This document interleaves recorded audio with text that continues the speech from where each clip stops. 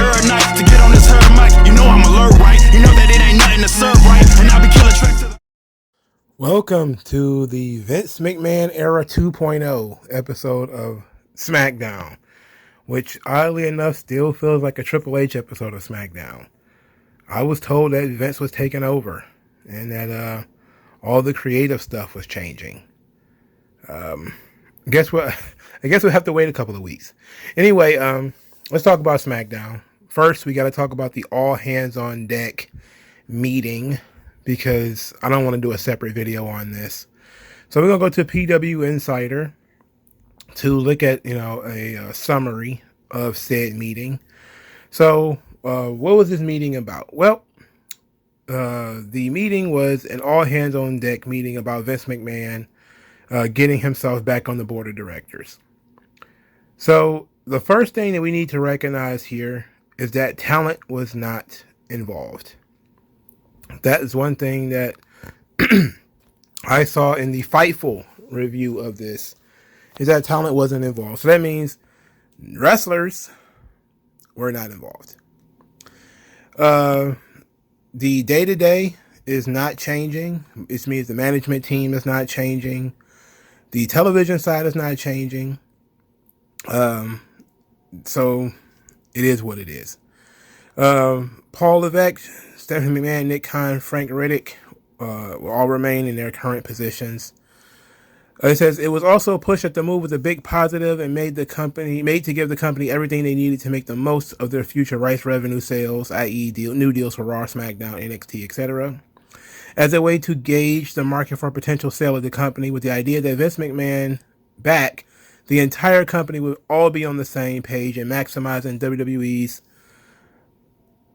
potential in the future. The idea is that they would be looking at potential sale offers ahead of any rights negotiations, in case that would be a greater benefit, i.e. more lucrative financially than another round of selling TV rights. But it was also greatly emphasized that a sale might not happen, and it should not be assumed that it would. The final say in all of this would go to Vince McMahon as the controlling shareholder. It was also mentioned that a possible avenue for the company could be for it to be taken private again, if it was the quote best outcome for shareholders. This was mentioned among potential strategic options, not that it was something they will be doing. They said it was described to us as a very much a rah-rah meeting to try to raise the spirits of the troops, and they did not take questions. All right. So again, nothing major comes out of this. If you have been, the whole thing is they're throwing everything out there. They could sell the company. They could take the company private. They could be doing all of this. None of this could happen. All of the options are on the table. It's like a Dave Meltzer journalist story. Plans change. This is what we want to do, but at the end of the day, plans change. Ultimately, that's what WWE is doing to these employees. It's saying, hey, this is what we want. This is what we would like to do, but plans could change. So all the options are available. They could take it private, which is my favorite option, is getting rid of all these boards of directors and all these people and just go back to being a private company. They could sell the company, which they would like to do if they were going to sell it. They would like to sell it in lieu of negotiating rights fees, because whoever they would sell it to will more than likely have some kind of television in order to air the show. So if you were going to sell it to NBC or Amazon or something like that, naturally they will have their own networks and can put the show wherever they want. So you wouldn't need to negotiate rights fees. At that point, and I've said this before, that is the death of WWE. Without having the TV rights deals and the competition of the networks competing to raise the cost, this company the first thing they'll do is cut the budget. That's literally one of the first things they'll do. Is as soon as they get the company, so let's say NBC buys it, one of the first things they're going to do is, hey, we got Raw and SmackDown and NXT, and we could create new content. We're going to cut the budget. That can mean cutting talent. It's definitely going to mean shredding executives and various other people that operate within Titan Tower, and that's going to essentially kill the company. It'll be definitely a different WWE than it is currently right now, and that it would be in the future. The media rights fees are the lifeblood of WWE. Without that, it's just 3 letters. So the intellectual property for the video games and network and all that kind of stuff, their ability to create new content, all that is nice, but ultimately, if you're a fan, the last thing you want is for the company to be sold to somebody who's going to stop negotiating rights fees. And I kind of called this, I hate to say it, weeks ago. Not that people were going to sell the company. I mean, everybody's been talking about that. But one of the problems with WCW is that they couldn't negotiate rights fees. That means if they had a bad partnership with the people who run the network, they can't go to a different network. Just being stuck in one place is a negative position. And that will be essentially the death knell for the company. So they would like to, if they're going to sell it, they would like to field offers for a sale before they want to negotiate any rights deals, because they want to look at the people who might want to just buy the company outright. So the next level for that would be, after that, would be to, of course, begin negotiating rights deals for Raw, SmackDown, NXT, etc. And getting as much money as you can for that. Because a lot of the television networks, as we've talked about on this channel before, are losing tons of money because cable is dying. And television, quite frankly, isn't doing very great. That's a problem, too. So it's also an issue of, do these companies have the money to spend on the rights fees? The money that Vince would want, or the WWE would want. Do they have access to that kind of cash? Does WWE generate enough ad revenue to get a significant bump in their rights deals for USA, which, again, USA is dying, and for Fox? I don't know. That's nook and cranny stuff that I don't have the answer to. So the next level would be to take the company private, which means that you would buy out the rest of the shareholders, which I said on my live stream that Vince buying the company would probably be the best option, because then he still has to deal with the rights fees and that kind of thing, but he doesn't have to deal with shareholders and public, and that way he could, maybe take a bath on some of the rights fees if he has to, because it's just his money. It's not the money of shareholders and stuff like that who constantly want progress. If you got 40 million now, they want to know why you couldn't get 45 million the next time. Why couldn't you get 60? These guys got 75. Why can't you get 45? You don't have to have those conversations for real if you're a private company, because, AEW doesn't have to have those conversations, because they don't have to disclose. You can always sign a non-disclosure agreement and not even talk about how much money you were making.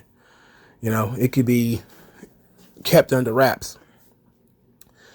Ultimately, nothing came out of this conversation that I think is major. So there was no rush for me to do it.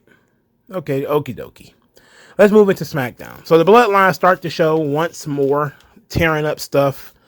And I was like, okay, these are leftovers. Roman gets out there, says he wants to hear from Sami Zayn, the honorary use. Sami Zayn mentions that they've been beating up people. They're winning matches. They're sending messages this year. Roman cut him off by saying he doesn't want to talk about this year. They had the biggest tag team match of SmackDown history last year, and that people are saying that they lost, but he doesn't lose. That's not in his DNA, that Sami Zayn lost. Then he said that he wants to know why Sami Zayn decides to call his shot. I do that. I'm the tribal chief. I call my shot. You guaranteed to win, and then you lost. And he says the tribal chief calls his shot, and he delivers. Then he starts looking at Sami Zayn and starts questioning whether Sami Zayn wants to be the tribal chief. Is that, you think you me? You think you me? And Sami Zayn is like, no. And I'm telling you, whenever they do these big dramatic moments, yes, your eyes instantaneously go towards the two principals in the conversation, which would be Roman Reigns and Sami Zayn. But you also should look at the ancillary characters. For instance, the effeminate, oh my goodness, way that Paul Heyman puts his hand over his mouth as this stuff is going on adds a lot to this story, especially when he's in the shot. He adds a lot to this story because he has that motherly, I can't believe this is happening inside my house response to everything. And it's almost like he wants to smack Roman's wrist, like, you stop that. And he doesn't have the nerve to do it. And Roman, of course, is on a nut. They bring it back paranoid Roman, which I like. It's been a little while since they've done Roman's paranoia, which, it's been a while since I talked about sort of the character of, the tribal chief, and it being based on, the king archetype, and the tyrant, which is the dark side of the king archetype, in which one of the key elements of the tyrant is that they're perpetually paranoid. They always think somebody's out to get them and out to take their spot. And that's what Roman's position is here, that Sami Zayn thinks he's the tribal chief. Sami Zayn is trying to take his spot. So Kevin Owens comes out there, says that Roman shouldn't have a problem with Sami Zayn. He's been telling people he has a KO problem. Then he kind of basically just wants a title match. Roman accepts. And then says that he doesn't really care about Kevin Owens. He wants Kevin Owens gone forever. Kevin Owens says that he's not going to leave. He's not going to be gone forever. And he's going to see him at the Royal Rumble, and he will see Sami Zayn when Sami Zayn gets his balls back from the pocket of Roman Reigns. Later, Sami Zayn wants to go to the locker room to apologize to Roman for giving him the impression that he wants to be the tribal chief. But Paul Heyman says, you know what? Not really the right time. He then says, remember, I told you need to be 3 steps ahead. He says, well, being 3 steps ahead is not even far enough ahead right now. So they of course continue to tease that Sami Zayn is in trouble and that bad things are going to happen to our boy Sami Zayn. Later, Roman summons Sami Zayn after he talks to the Usos. He summons Sami Zayn to the locker room. When Sami Zayn comes in, he immediately goes into acknowledging Roman as his tribal chief, apologizing for giving Roman the impression that he wants to be the tribal chief, and said that he has no interest in being the tribal chief. He gives all glory to Roman. Roman says that he doesn't accept that apology. Then he says because he should be the guy apologizing, because nobody deserves to be talked to that way, let alone in public. And then he apologized to Sami Zayn. Sami Zayn, of course, made excuses for him. Yes, that's great. You're just under a lot of pressure. You notice that they're doing sort of a domestic violence situation here, where Roman blows up, confronts somebody, then he has to apologize in private. I'll never do it again. I'm so sorry. And then the other person makes excuses for Roman. Oh, it's okay, Roman. You're just frustrated. You're under a lot of pressure. I know you still love me.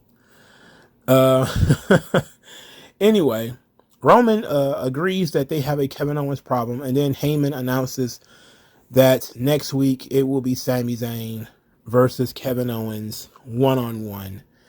Sami Zayn accepts his new mission and says that he will take care of the Kevin Owens problem. I love this. All of this was very, very good. They're doing a good job of even building appropriate filler. Like they did a TikTok video where Jimmy Uso dapped up John Cena from last week, and it was not mentioned on this show. It was on John Cena's TikTok, but it wasn't mentioned on this show. So it tells me that they're probably saving it for something. But Jimmy Uso being friendly with John Cena it's gotta be a betrayal, right? So they got some layers out of this, because a lot of people saw that TikTok, but they're surprised that it wasn't mentioned. And I thought it was going to be mentioned when Paul Heyman stopped Sami Zayn from going in, but basically let the Usos in. I thought they were going to mention it then. They didn't. I'm honestly surprised by that. Okay, so Kevin Owens gets a title shot. I feel like, I know they haven't wrestled in a long time, since the Thunderdome days. It's been 2 years maybe since the last Roman Reigns Kevin Owens match. But at the same time, I'm in a position where I felt like we've seen this match enough, and it's recent within the same title run that Roman is on, that we've seen this enough that I really don't care about it. At the same time, it fits the story that they're running with here, because Sami Zayn's involved, because Kevin Owens will eventually is friends with Sami Zayn, and they're eventually going to be in a tag team, I'm guessing, at the Royal Rumble. So it makes sense that this would be the feud that they would go with at the big show. It's just I don't know, man. There was a lot of Kevin Owens versus Roman Reigns in the Thunderdome. They were doing a lot of that, and I was not big on it.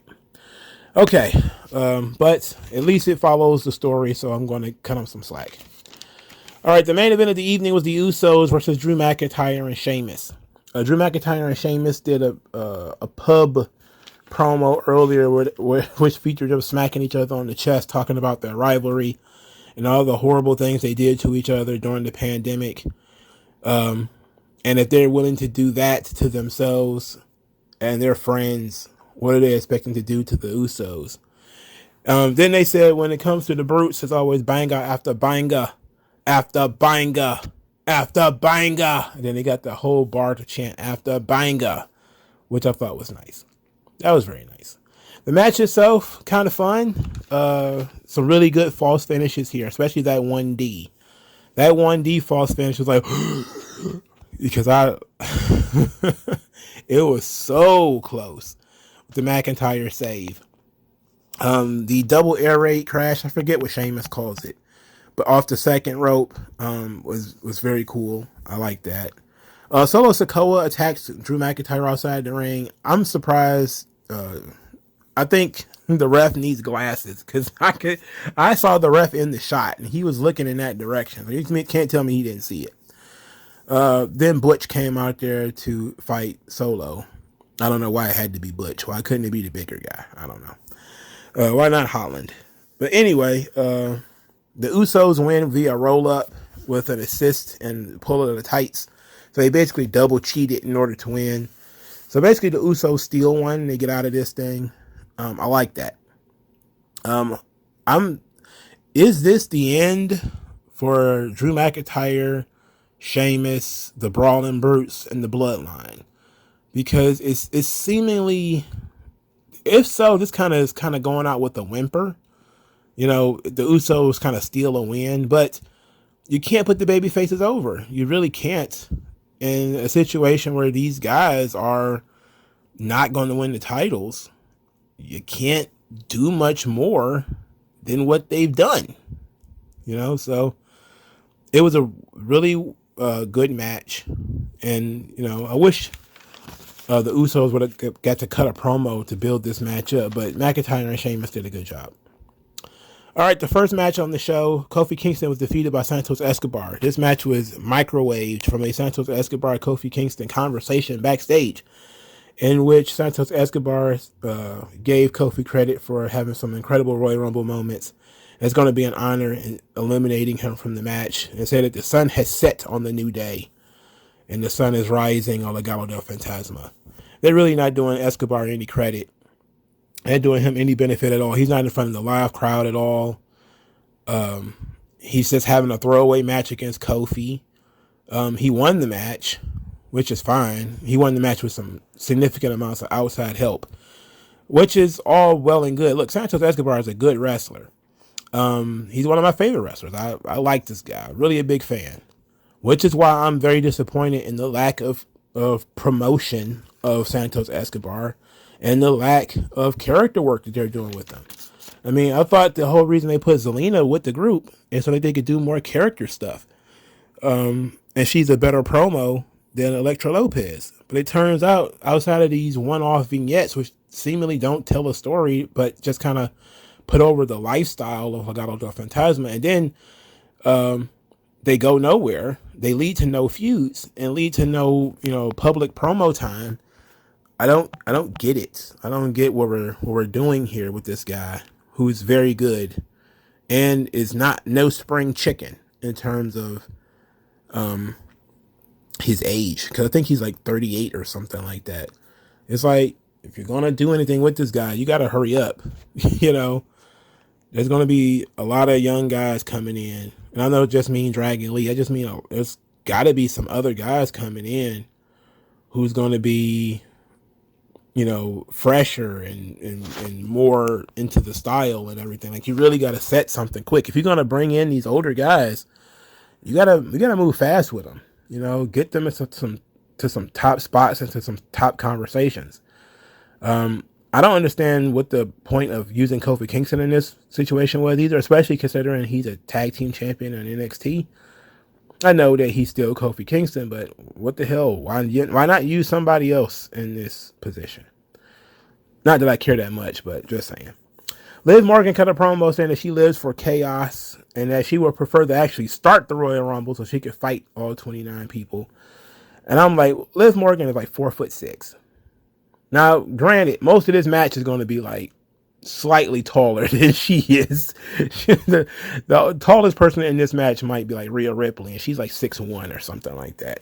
Maybe her or Raquel are going to be like the tallest person in this match. It won't be many. But Liv Morgan being like, I'm willing to fight everybody. I live for the chaos. I'm like, sure, sweetie. Sure. If you say so, I believe you. Oh, baby, I believe you. I don't believe you at all. LA Knight could have promoted, said he feels damn good that Wyatt's plan blew up in his face because he was unable to control his minions. Yeah. Then he says that he expects that when the lights go out at the pay-per-view, then the lights are going to go out for Wyatt's big return. And he says all he's going to have to do is kick around the remains. They also had a really cool promo that he did for Mountain Dew. It was posted on Twitter where he was talking about the Pitch Black match and basically thanking God for the Pitch Black match because now he can get his hands on Bray Wyatt. Both of these promos were pretty good. Solid work from LA Knight.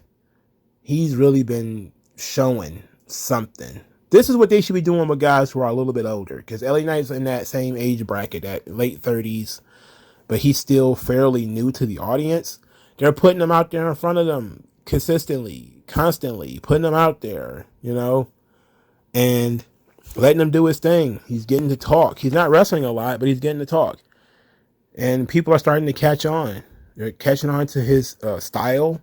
They're catching on to his They're catching on to his catchphrase. They're catching on, and it's starting to work.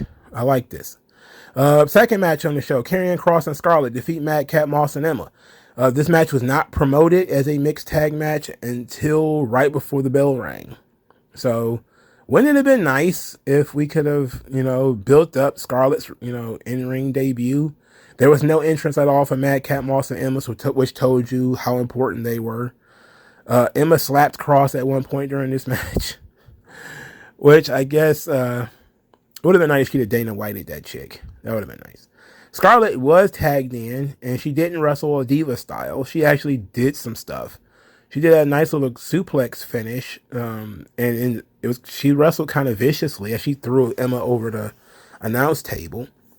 She wasn't. I think that maybe Scarlett should have gotten the pin here, but what they did post match makes a lot of sense. So Kross wins with the Cross jacket. Madcap Moss was probably more physically impressive. However, again, the guy is just incredibly fast. He's very athletic. He's really handicapped. He's more like handicap Moss because that Madcap gimmick was trash. He doesn't really get to talk anymore. And now he's saddled with Emma, who they also don't let talk and doesn't really do much of anything. And she always loses. Scarlett looked charismatic. She also looked dangerous. Cross looks like what he is, giant bruiser. Big fan of Cross and Scarlett, and I like it. Mad Cat Moss. The only person really in this thing I don't like is Emma. All right, after the match, Cross went with the Cross jacket, by the way. After the match, Cross ends up putting Rey Mysterio's mask on Mad Cat Moss's head. Then told Rey that he know that Rey is watching and that this is going to be him. I'm like, okay, so hopefully are they done here with the Scarlett and Emma thing? Are they going to have a singles match? I think they should. I think they should. I'm actually interested in seeing Scarlett do more in the ring. She does remind me a lot of like a Divas era performer because of her body type and everything. But I'm actually okay with Scarlett. Let's see what she can do, man. Next, Michael Cole touts SmackDown's big ratings last week and said one of the reasons was Raquel versus Ronda. I immediately almost threw up because I know that's not true. Stop lying to me, Michael Cole. All right, Money in the Bank is going to be in London, otherwise known as the Bloke in the Bank. And I don't know why he decided to have the Bloke in the Bank in London, but I guess it's probably because of how well Clash at the Castle went. Same time, I heard the tickets are, again, outrageously priced. And they're price gouging my European friends again. Please stop doing that. This thing's already going to be coming on at like 2 o'clock in the afternoon. Please don't price gouge. I want the building to at least be full. But I'm okay with it being in London. Mainly because I'm okay with, European pay-per-views. I like unique crowds. The Memphis crowd, which we're going to talk about in a minute, actually made themselves useful tonight for the first WWE crowd to do so in a long time, by the way. But the Bloke in the Bank is okay. I don't mind that. All right, so Charlotte comes out there with her new theme song, and Rene Dupree. Let's talk about this before we really get into everything about Charlotte. Rene Dupree, on his podcast, said that Charlotte looks old. That, Charlotte, who is, I think, in her late 30s, he said she looks like she's in her mid 40s. Now, I wouldn't say that. Let's argue the facts of the case first. Does Charlotte look old? No, she looks like a woman in her mid to late 30s. She really does. She doesn't look like she doesn't look anywhere near the way she did when she was younger, for obvious reasons. Not only because that was over 10 years ago, but also because she's wearing like nose number 6. And she's, who knows how many facelifts she's had, because, Rick has had tons of facelifts. I mean, I think Ric Flair has had more facelifts than the cast of Real Housewives of Miami. I mean, these guys he's probably been living off facelifts since 94. So I'm pretty sure there's no doubt Charlotte has had her fair share of facelifts. And Charlotte's face has become like a mask. She puts it on and takes it off. I mean, I don't know what the hell's going on. So saying that Charlotte looks old, okay. All right. Charlotte looks a little bit older. Yeah. That's going to be an issue with women. Layla L. I don't know how, Layla L was so bad. God damn. I know a lot of you guys remember Layla. She said she retired when she did because she didn't want to be a woman aging on TV. And she talked about how difficult it is to be a woman and, to be getting older on television. And that people, of course, start to compare to how you look now to how you used to look. And she didn't want to go through that. So she just kind of decided to retire and go away. I think that if there is a good point there, and it's not really a sex thing, it's not like a woman's thing. Yes, women tend to hit that wall and then they age all at once. But you saw how many people was making fun of John Cena's bald spot last week. John is getting up there. He's like early 40s, early to mid 40s. And people are talking about how old he looks. The bald spot. They even did like the cornet thing had a Chairman Mao like bald spot on in the thing. So it's like everybody's making fun of John Cena getting older, you know? So aging on TV is a problem for people who've been on TV for a long time. Charlotte is trying to fight that, apparently. I'm not sure she's winning, but she's starting to fight. She's trying to fight that. So my big issue is Rene Dupree, who has been out of WWE since 2005 or 2006. He really only pops back up to say and do negative shit. Look, I make fun of Charlotte. You know, I'm just a guy on the internet. I make fun of Charlotte. But I talk about all wrestling and all wrestlers all the time. Rene Dupree is one of them. I mean, Rene Dupree, if you look at him today, looks nothing like Rene Dupree when he was in WWE. Mainly because he's probably not on those steroids anymore. I mean, you talk about a meathead that Vince actually gave more opportunities than is properly deserved. I mean, Rene Dupree was a kid when he was in WWE. Just like Chris Masters. He was the French version of Chris Masters. Except for not nearly as talented or funny. And for him to be the guy taking shots, ludicrous to me. The fact that he has a podcast that people actually listen to is a joke. He's one of the few wrestlers I would say. And people talk about how irrelevant Disco Inferno is. Look, Disco Inferno at least worked in WCW. At least Disco Inferno worked in the early days of TNA. He's got some backstage information in 2 of the 4 major wrestling promotions of the last 30 years. Those being TNA, WCW, WWE, and ECW. Though, and I would count all of those above Ring of Honor. Disco worked in at least 2 of those promotions. Rene Dupree has done fuck all nothing in WWE and didn't do shit else anywhere else. Why would anybody listen to him? What the fuck does he got to talk about? That time when he got bullied by JBL or something like that. That time he got shoved outside in the rain or something like. All his stories of how people was picking on him and, you know, how he didn't get the big push that he felt like he was deserved. He fucking sucks. He should chill on making fun of Charlotte. All right? We all can make fun of Charlotte. Everybody except Rene Dupree. He should go stand out in the rain or something like that. He should go toss himself into traffic. Fuck Rene Dupree. That being said, let's move on. So Charlotte said she was away for 8 months, was overwhelmed by the response, and said that she's been about 3 things her entire career: passion, consistency, and dedication to her craft. That she's never complacent, she will never coast, and that she always want more, and that she will always rise to the occasion. There was a very awkward "thank you, Charlotte" chant, which made me kind of cringe, and I think it made Charlotte blush, but I couldn't tell because I don't know what face she's wearing today. Sonya Deville came out there and I was like, yes, I like Sonya Deville. I'm a big fan of Sonya Deville. But then I saw she was wearing her wrestling gear. And I was like, oh no, impromptu match and she's going to lose. So we really could skip to that part. But Sonya Deville said there should be an asterisk next to Charlotte's 14th title win because Ronda was half dead. And that how could you fare against a fresh fighter? And then she took her gear off and we can go on to talk about how Sonya Deville lost this match, which is sad. And the match was short too, by the way. The best thing about this was Memphis chanting "whoop that trick" at Sonya Deville, which was excellent. I really enjoy when the crowds are individualized and they do their own thing. That's what the good thing about the European crowds, like the NXT UK crowds. Like if you go back and watch those NXT UK shows, not saying you should, but you probably should.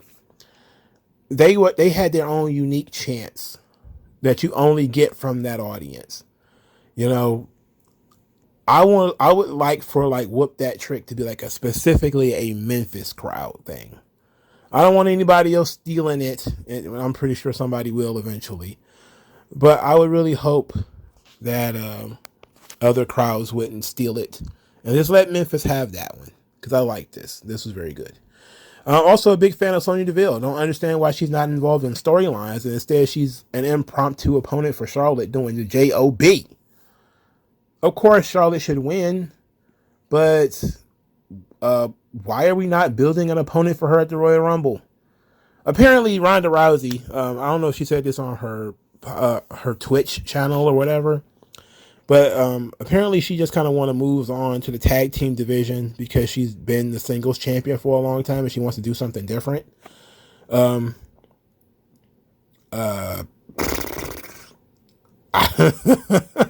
I'm guessing they got to have Charlotte versus Ronda Rousey at the Royal Rumble then, and then Charlotte just wins. And then that puts Ronda in a position to go the tag team route. Because, just having Ronda lose this one match and say, fuck it, I'm going to do tag teams, that's weird. But doing tag teams is a good option for Ronda. She could take her star power to a different place. So that works. And then Shayna Baszler can also get some of that shine and do some of the ring work. So it works. I like, Ronda Rousey doing the tag team thing. Let's storyline bridge her into the tag team division she has to challenge Charlotte again, But that was it for Charlotte for the night. Ricochet defeated Top Dollar in like 3 minutes. Look, I don't like Top Dollar, but for fuck's sake, Ricochet beat Top Dollar in like 3.5 minutes clean. So now Top Dollar will not be in the Royal Rumble. Ricochet will be. And look, I'm not saying that's a good thing, because Top Dollar is not good. He sucks. But if you were under any reservations that Vince McMahon is going to take over creative, he's back. He's taking over creative. He's going to bury everybody. Ricochet won a match clean over a guy twice his size, using a shooting fucking star press on this show. And I'm sorry, that doesn't seem like something Vince would do. After the match, Top Dollar apologized to Ricochet, shook his hand, then Hit Row jumped Ricochet and beat his ass. Braun Strowman ran out there and chased off Hit Row. So Hit Row has turned heel. It's not like it's going to help. They're still Hit Row. Top Dollar is still Top Dollar. I'm not seeing how magically, just by being a heel, he's going to be more interesting. Ashanti Theodonis is cool. B-Fab is okay. I like the two of them. It's that Top Dollar. God, he's so big and fucking corny and weird. He's just Did you hear that rap he put out there? Where he's doing this Cassidy mid-2000s punchline rap? Like, dude, shut the fuck. Shut up. Look, I'm tired of rap gimmicks. I was tired of rap gimmicks 2 years ago. I'm tired of them now. Enough with the rapper gimmicks. If you really want to take people to take Hit Row seriously, drop the music part of the gimmick. Drop that. If you want to be like Death Row, carry yourself like Death Row. Top Dollar needs to carry himself like Suge Knight. We talked about Lucha Underground before, right? Big Rick, Ezekiel Jackson in WWE. I thought, this guy sucks. I don't want to see Ezekiel Jackson. He sucks ass. He sucks balls through a straw. He's garbage, right? Absolute waste of muscle. Big guy, muscular guy.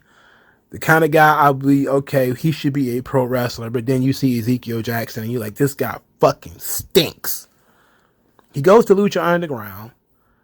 He does two things. He wears like all black all the time. He's huge, literally huge. He emphasizes his size, and he smokes a cigarette. I mean, not a cigarette, but a cigar. He carries himself like a mob boss. And instantaneously, I was like, that guy fucking rules. All right? That guy is cool. That's a guy I would watch on Raw or SmackDown. That guy, you don't need to be a good wrestler. You don't need to do much of anything. He looks like the Kingpin from Daredevil, the Michael Clark Duncan when he played Kingpin in the movie. Even though I don't think that was a great depiction of the Kingpin, that's what he looked like. It looked awesome. It was a great visual, and I immediately said he's doing Suge Knight. Now you can't do the cigar clearly, but you can do the suit. the shades, the big demeanor. Top Dollar can do that. You know, he's got the big bald head. He could put on a red suit or something like that. Carry himself a little bit differently. Stop all this goofy ass rapping. Just be the big sort. He's gonna have to, work on bulking up a little bit, get a little bit more muscle. Them legs are not. That ain't it when it's coming to the legs. But if he could change his look and change his approach, that could work. And then I don't even care if he can't do a dive over the top rope. Who the fuck cares? If he can wrestle and take the look that he wants, it'll work for him. It'll actually get over. But he's got to put the effort in. He's got to stop trying to be AJ $ Francis or whatever the fuck. It's not URL, brother. Zip this shit up. Ball game on this shit. Hit Row fucking sucks. Change it. Do something different. All right, we got another Lacey Evans vignette. They forgot that Lacey Evans was supposed to debut last week. So apparently they just said, run another vignette. So they did. This time they debuted her new finisher, which is going to be the Cobra Clutch. I'm sorry, the Cobra Clutch. She's going to take Sergeant Slaughter's finisher, which is, of course, continuing the rumor that Sergeant Slaughter is going to show up to be in her corner. I hope not, because Sergeant Slaughter is not a real Marine. He's not a real Marine. Unless she's going to out him as not being a real Marine. But that wouldn't be good. Look, me finding out Sergeant Slaughter wasn't a real Marine after I grew up with him being on G.I. Joe and all that kind of shit, that was the same level of finding out Santa Claus wasn't real. I was like, fuck, Sergeant Slaughter isn't even a real Marine? He's not a real soldier? Oh, whew, that sucks.